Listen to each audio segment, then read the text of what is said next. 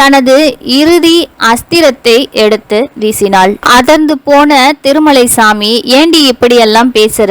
இப்ப நான் என்ன சொல்லிட்டேன்? உனக்கு அந்த பெண்ணை பிடிக்கல, வேற ஒரு பெண்ணை பார்த்திடலாம். தன்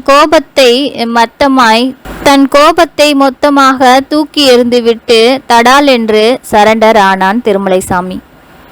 இங்கே பாருங்க, அன்னைக்கு சொன்னதுதான் இன்னைக்கும். உங்க தம்பி சம்பளம் மொத்தத்தையும் அப்படியே பேங்க்ல போட்டுட்டு இருக்கேன். எனக்கு நம்ம பொண்ணுக்கு கல்யாணத்துக்கு தான்.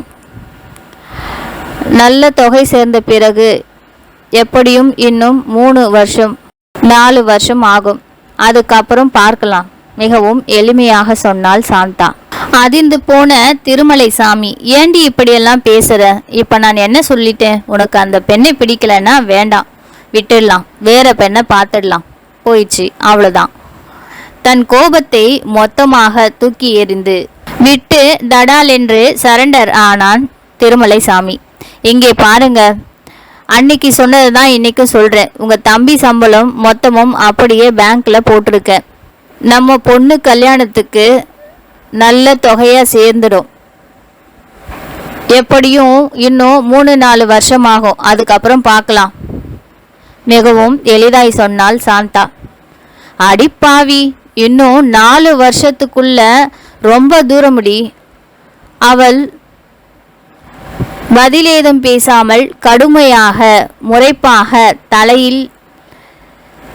தலையில் கையை வைத்து கொண்டு அமர்ந்தான் திருமலைசாமி. அவர்களுக்கிடையே நடைபெற்ற அந்த உரையாடலை எதையோ எடுப்பதற்காக அந்த அறைக்கு வந்த வெங்கடேஷ் கதவருகே வரும்போது கேட்டுவிட்டான். உறைந்து போனான். கடவுளே, அண்ணி இப்படியா? என் அம்மாவிற்கு பிறகு அந்த அண்ணியை தானே அம்மாவாக நினைத்திருந்தேன். கேவலம், என் சம்பளத்துக்காகவா? அவங்க சம்பளம்தான் அவங்களோட குறியா? அவங்க என் மேல் காட்டிய பாசமும் பரிவும் பணத்துக்காகவா? அப்போ இந்த உலகத்தில் எல்லாம் சுயநலவாதிகள் தானே? தன் உடலில் மொத்த சக்தியும் வெளியேறி போனது போல் தளர்ந்து போனான். தான் அங்கே வந்து சுவடே தெரியாமல் திரும்பினான் கனத்த இதயத்தோடு.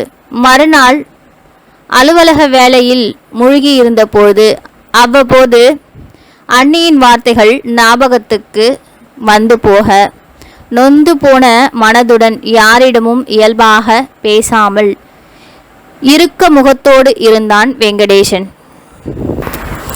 மதிய உணவு இடைவெளியில் அனைவரும் எழுந்து சென்ற பிறகு தன் இருக்கையிலேயே அமர்ந்திருந்தான் வெங்கடேசன். அண்ணி மட்டும்தான் அப்படியா, இல்லை அண்ணனும் அப்படித்தானா? நெருடலான கேள்வி உள்ளுக்குள் குறையும் போது அவனது மொபைல் அதிர்ந்தது. எடுத்து பார்த்தான். ஒரு புது எண்ணில் அழைப்பு. சலிப்புடன் ஹலோ என்றான். வெங்கடேசன் சாரா? ஆம் சார், உங்கள் அண்ணன் ஃபேக்ட்ரியில் வேலை செஞ்சிட்டு இருக்கும்போது திடீர்னு நெஞ்சு வலி வந்துடுச்சு.